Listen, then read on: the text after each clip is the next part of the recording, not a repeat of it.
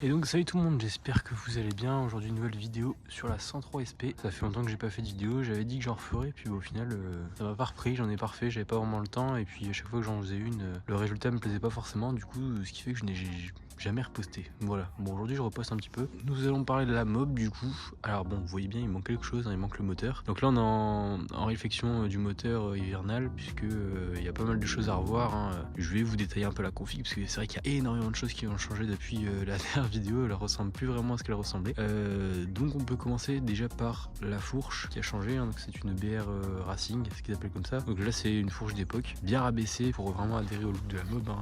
C'est une SP, donc voilà, j'ai essayé de faire un truc cohérent quoi. Une fourche chromée, hein, donc je trouve que ça lui va plutôt bien. C'est mieux que la fourche MVL qu'il y avait avant, qui faisait que c'était pas vraiment une SP. Maintenant on peut dire que c'est une SP. Un petit guidon Z-bar qui suit bien avec le style, hein. J'ai hésité à remettre un guidon d'origine SP, mais le Z-bar il me tentait quand même bien. Et puis bon, c'est vrai que j'adore ce guidon avec la petite barre de renfort plate, ça change, j'aime bien.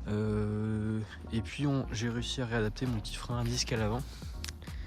Donc voilà, on peut voir la face avant qui est plutôt sympa. Ensuite pour la partie cycle, qu'est-ce qui a changé d'autre? Et bah là on a un frein à disque à l'arrière, un disque de chez Run Iron Works. Ça rend vraiment super bien. Bon, il est pas encore raccordé, hein. Là j'ai mis la durite etc, mais j'ai pas encore le mètre cylindre et il faudrait que je fasse raccourcir la durite. Elle est beaucoup trop longue, hein. Il y a bien 20-30 cm enlevé, voire 40 même. Donc je vais m'occuper de ça tranquillement cet hiver. Il faudrait que j'achète un petit mètre cylindre qui va de l'autre côté, comme ici, hein, le petit frein à disque. Donc voilà, bon alors sur cette mob là ça freinait quand même déjà plutôt bien, mais c'est plus une histoire de feeling. Voilà, la main c'est quand même plus agréable d'avoir un mètre cylindre où vraiment ça mord quoi. Mais elle freinait déjà plutôt bien, j'arrive à faire des dérapages avec, donc c'est pas forcément utile, mais bon voilà, ça fait plus joli, c'est plus agréable etc, mais bon c'est pas forcément nécessaire. Ensuite qu'est-ce que j'ai fait d'autre? J'ai changé, j'ai fait une cartouche sur mesure, on peut voir monter sur ressort.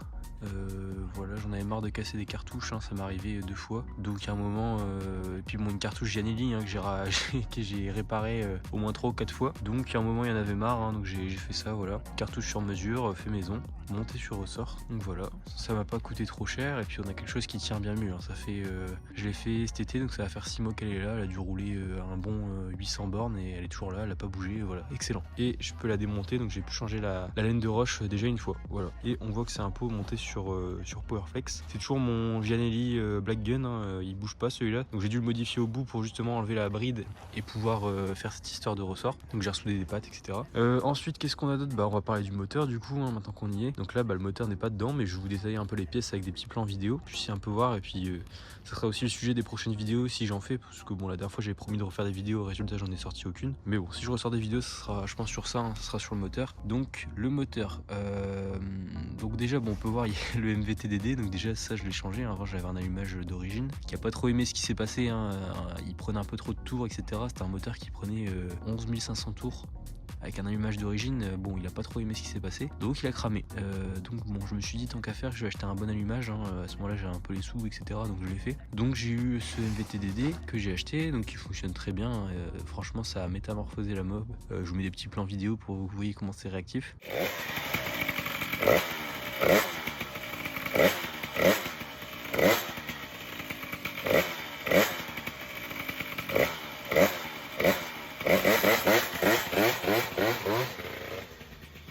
Donc pour ceux qui demandent si un allumage à rotor interne ça change vraiment, oui, en tout cas sur ma config, moi ça a été vraiment un grand changement quoi, c'est excellent. Niveau réactivité et tout, on gagne énormément. Bon ensuite on voit aussi qu'il y a le carbu là-bas, donc c'est un carbu de 19 Delorto. Pour l'instant ça me suffit, je pense pas que je gagnerais beaucoup plus à mettre un 21, enfin si je gagnerais en consommation, hein, je consommerais beaucoup plus. Ensuite on a des carters Polini, donc avec un gros volume, hein, avec la patte SP. On a un variateur, un Stradivario, donc variateur de chez Boost que j'ai eu il y a pas si longtemps que ça. Excellent variateur, pareil, le canon en 18 ça fait vraiment la différence, c'est excellent.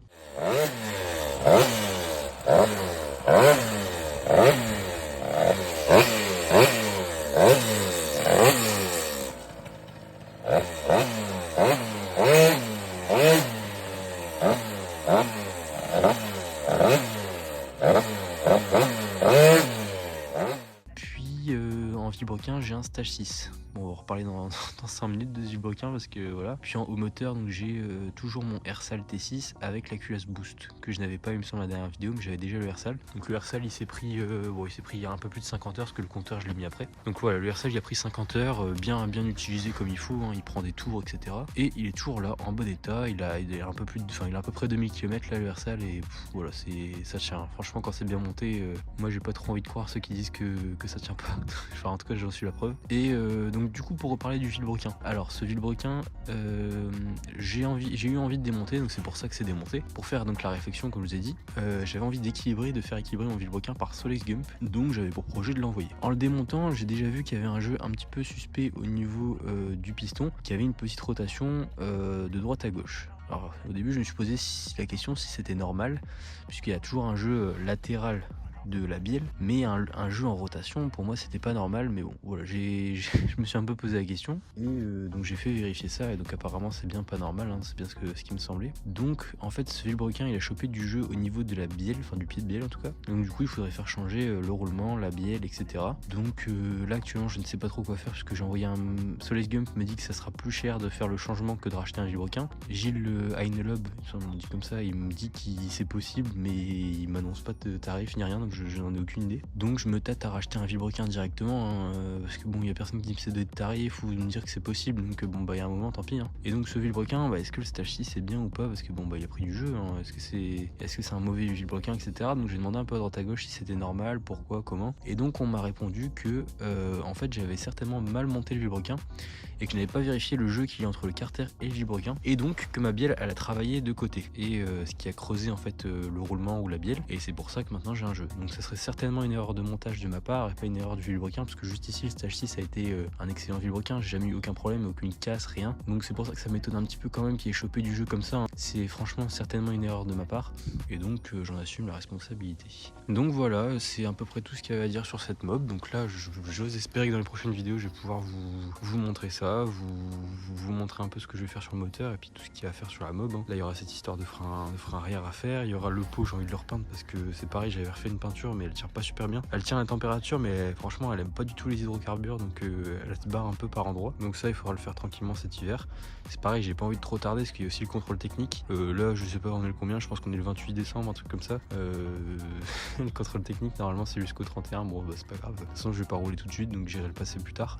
Et puis voilà, c'est tout ce que j'avais à dire je pense dans cette vidéo. Donc voilà, je vous souhaite de bonnes fêtes de fin d'année, et puis on se retrouvera certainement dans notre prochaine vidéo.